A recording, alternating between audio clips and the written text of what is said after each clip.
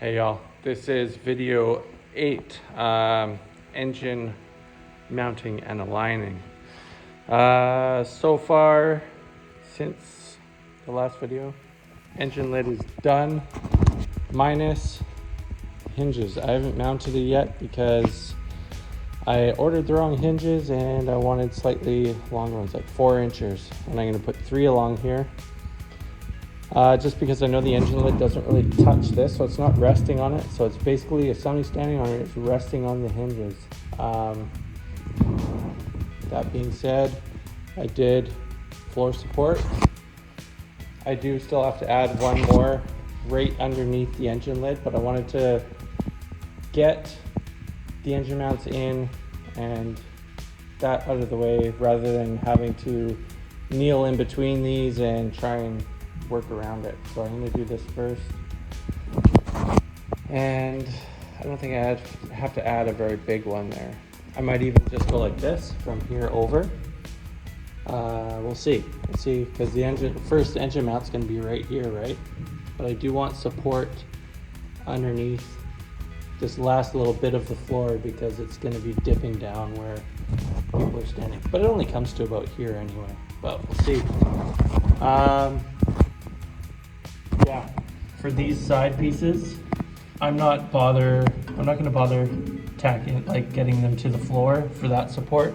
There's, for the most part, nobody standing on this side of the stringer.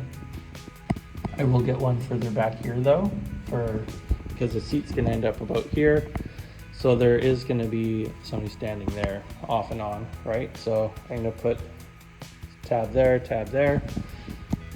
And as far as engine aligning, this is starting from scratch. This is what I always do. Get the motor on the table. I shoot a laser. I'm going to take this boot off. I shoot a laser, make sure all my feet, all the mounts are level, at least these two. And I actually shoot it across the center of the block too, just this line too, just to make sure. I might like jack this guy up a bit just to get the block a little more level. I shoot my laser in the center of this, the output sleeve, and then I go in, I make a mark halfway on this tube. Oh, sorry, I'm not even pointing the camera there. Halfway on this tube, I shoot the laser there, and then I measure up to the laser, and then that gives me the height of my motor mount. And I always drop them down at least a 1/4 inch and use a 1/4 inch of spacers, because if you end up getting any massive dents in the bottom and this stringer raises up, your engine's out of line. You can always take shims out, and it's a pain in the ass to redo all your motor mounts. So yeah, just take a couple steps forward so you don't have to take 10 steps back later on. Okay, so I will film it when I get it all set up. And yeah, that's how we do it. That's how we get our height. It's just like the easiest way, I find.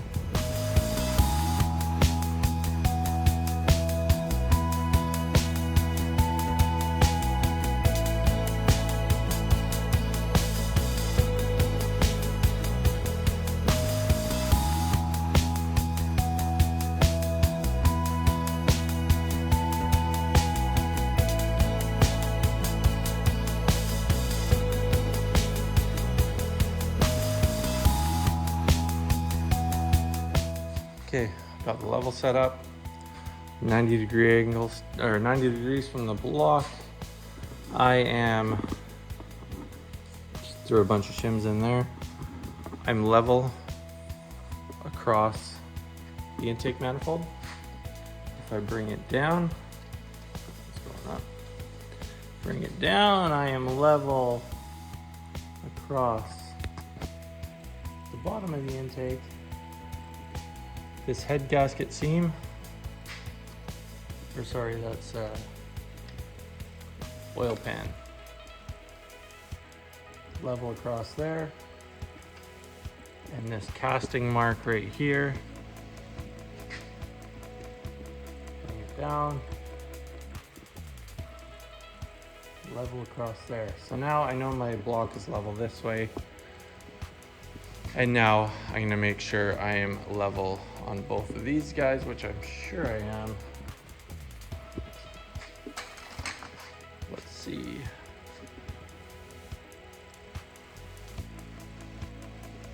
Pretty much. Top of the wood here. I'm a little off, so this rubber is just bending a bit. And I'm level right on this corner. So that is good. Now, from the table, I can measure up to there, and then I can raise it up to the center of here after I take the boot off, get that measurement, take away, like subtract the difference, and then I know my height from my motor mount to the center of there, of the output shaft. And then I do the same on that side, measure the center of the tunnel to where the mounts are gonna go, subtract that, and then do the math, and then you get your height for your motor mounts. Alrighty.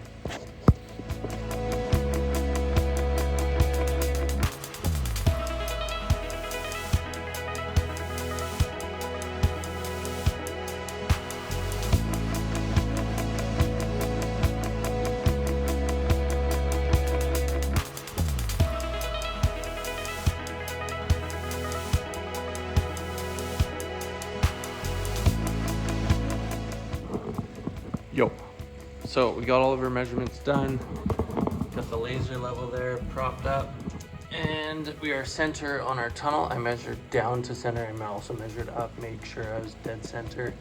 I just measured up from the stringer to the center. That gave me 3 inches and 7/8.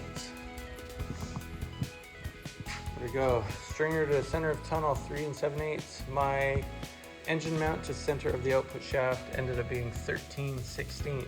So the easiest way to do this is just draw it out on a piece of metal here. There's 3 7/8. Let's shorten this for a sec.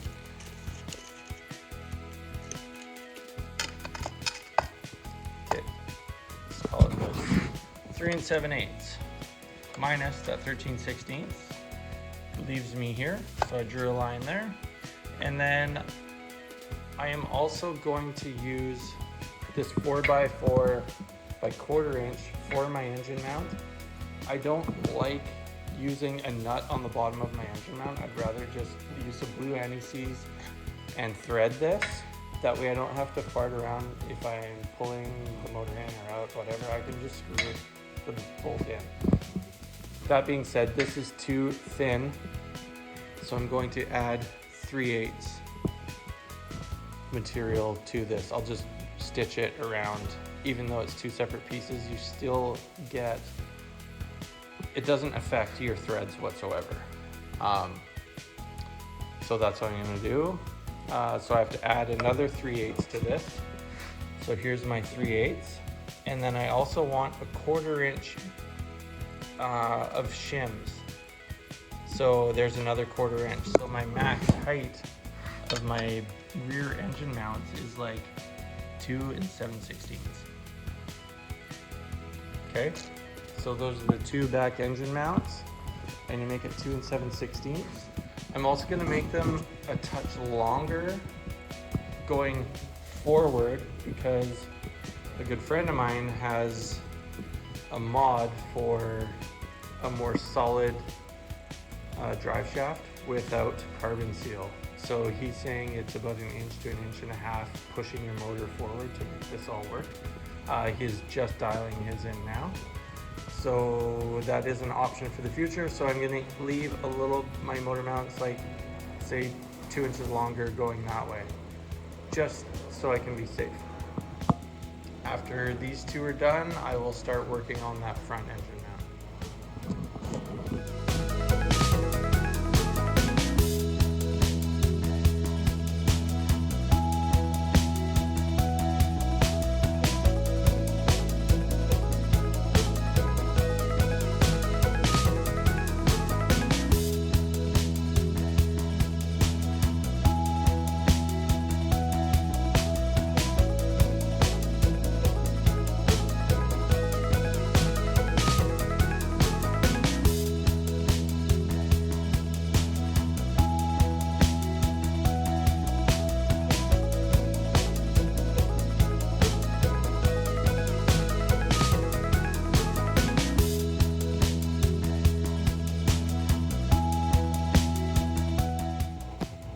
just for shits and giggles.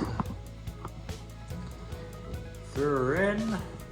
I am gonna have to throw the alignment tool on and also install the pump with the drive shaft. I always bump the motor forward. So I'm gonna bump the motor forward, install the pump with the drive shaft. I'm gonna slide the drive shaft in. Everything is gonna be set back towards the transom. As I bolt the pump in, it's gonna push the motor forward.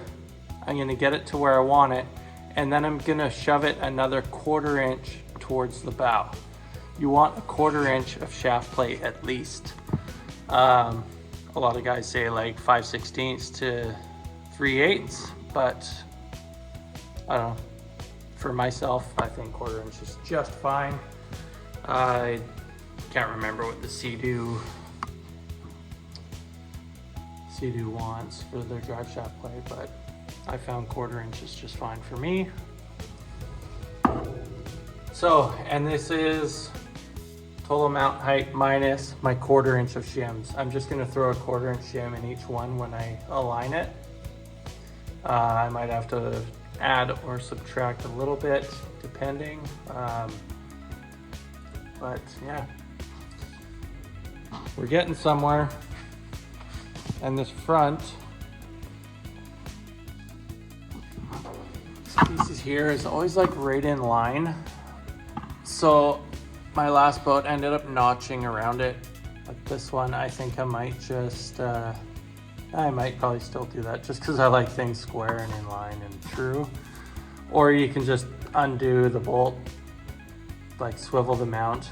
But also I am gonna, when I weld this down, I am gonna make it close to this side, because if I do push my motor forward for that, that drive shaft mod, then I'll have room on here. I won't have to touch it. Alrighty, that's it for now.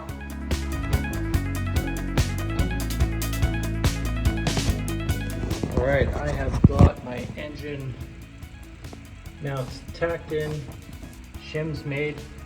I ended up doing like a 1/2 inch there, a 1/2 inch there, and 3/8 in the front. Actually, no, sorry, 5/16 in the front. Just the way it ended up working out. It's just sort of trial and error at some points.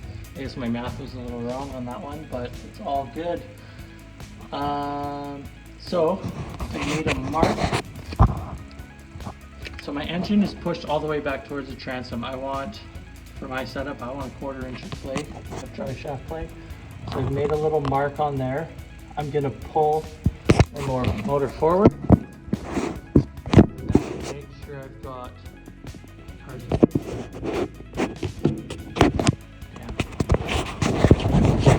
and do this.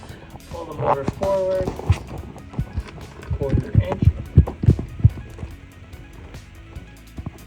There's my 1/4 inch mark. Again, it's a little tight, must be cockeyed a little bit.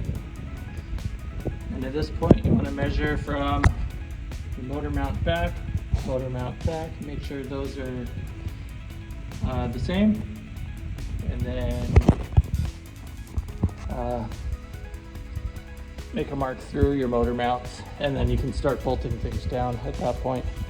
But before you bolt it down for good, realign with your Sea-Doo alignment tool.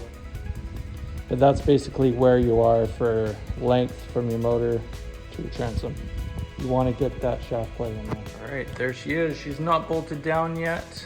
I ended up bringing my motor mounts down a little further. I figured why not add more shims.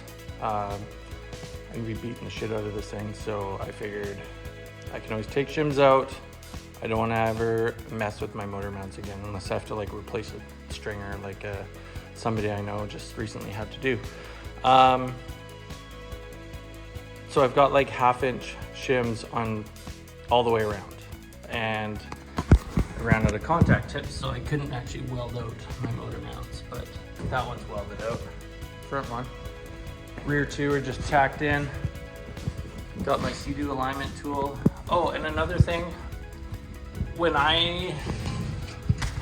totally wrong. What I should have done, because these aren't all exactly the same. So for me, putting the laser on the center of the tunnel, it was off a little bit. What I should have done is mounted the C2 alignment tool and ran my laser on the center of the alignment bar.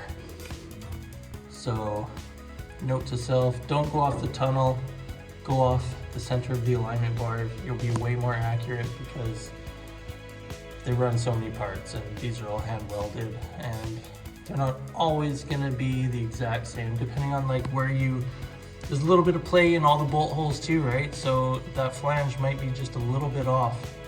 So go by, if you do it my method with the laser, go off there. Okay, so that being said, this is all lined up. Goes right in. It's a little sticky coming out. I think my tool is a little bit loose on this. This is tools for an earlier model. And this is a 2012 motor. I ordered this tool for 2004 RXP 215. So it's got a little bit of play, but not much at all. She's pretty good. All right, so I'm cool with that. And yeah, I have drilled down and tapped for my hardware. So that's all done. Obviously, I just threw this in to show you it's aligned. The shims, they gotta be tweaked so they're all nice and neat. But yeah, that's about it. That's it for motor install.